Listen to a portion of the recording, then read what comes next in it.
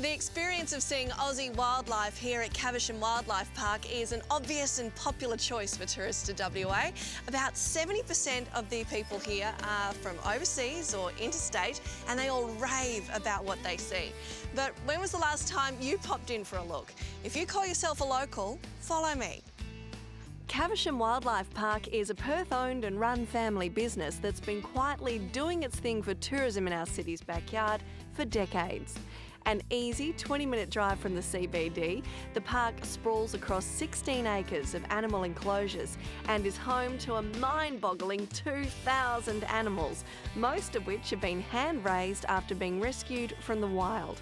This makes the animals wonderfully amenable to interacting with guests, adding to the overall depth of experience for anyone who comes here.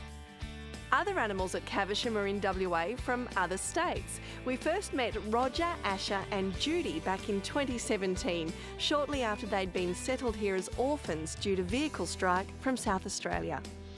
Well, Laura, thanks for bringing Asher out to meet us. That's no problem. Nice to see her. Now, how did she end up here at Caversham Wildlife Park? Basically, out in the wild, when a wombat is crossing the road, it can be extremely dangerous for them. So that is what happened to Asher's mum here. She was crossing the road and unfortunately did get hit by a car. And Asher did survive inside her pouch. So someone did find her and then took her into a professional carer who actually raises wombats for a living. So she was found and she only weighed 580 grams. So she was then raised and then was brought to the park to live out the rest of her life here with us. Right, so she's been hand-reared, as you pointed out. What's her life like while she's here at the park?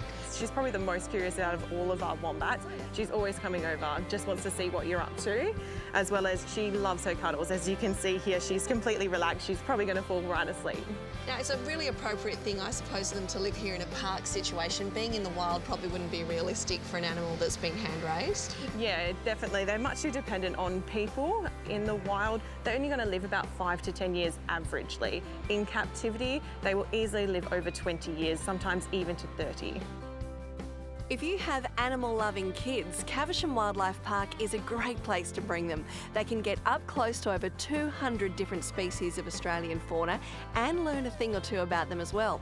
The Wombat and Friends show is one of several daily presentations that turns learning into fun, packed with fun facts and trivia and these very lovable creatures.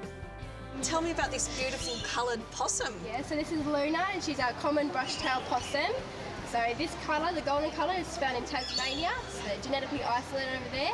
So it's probably rougher fur than I expected. Yeah, a bit like a bushy cat, lots of people say. Yeah. So under her tail, it's also prehensile. So this means that she's missing some fur. Oh. So this is like another finger for her to use while she's climbing to hold onto the tree.